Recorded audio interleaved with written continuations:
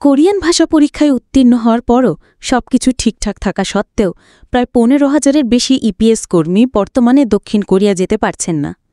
বাংলাদেশ থেকে এজেন্সি বোয়েসেল এবং দক্ষিণ কোরিয়ার এইচআরডি কোরিয়ার মাধ্যমে এই কর্মীরা প্রতিবছর কোরিয়ায় কাজ করতে যান, কিন্তু দীর্ঘ সময় অপেক্ষার পরও তাদের ভাগ্যে এখনও স্বপ্নের কোরিয়া ধরা দিচ্ছে না। ইপিএস কর্মীদের অনেকেই জানিয়েছেন তাদের সময় শেষ হয়ে যাচ্ছে, এমনকি অনেকের ইতিমধ্যেই সময় শেষ হয়ে গেছে। এ অবস্থায় তারা সরকার ও সংশ্লিষ্ট কর্তৃপক্ষের কাছে অতিরিক্ত 1 বছর সময় দিয়ে স্বয়ংক্রিয় পুনরোস্টার করার দাবি জানাচ্ছেন। পাশাপাশি দ্রুততম সময় তাদের কোরিয়ায় পাঠানোর কার্যকর ব্যবস্থা নেয়ারও দাবি তুলেছেন তারা আরও একটি দাবি জানিয়েছেন, কোরিয়াতে যাওয়ার আগে 1 লক্ষ টাকা জামানত নেওয়া হয়, সেটা যেন আর না নেওয়া হয়।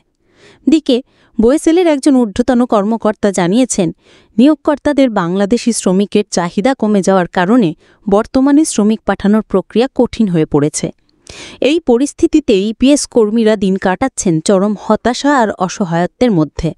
তারা বলছেন, আমরা কোরিয়ায় গিয়ে দেশের জন্য রেমিটেন্স আনতে চেয়েছিলাম, কিন্তু এখন উল্টোভাবে দেশের বোঝা হয়ে দাঁড়িয়েছি।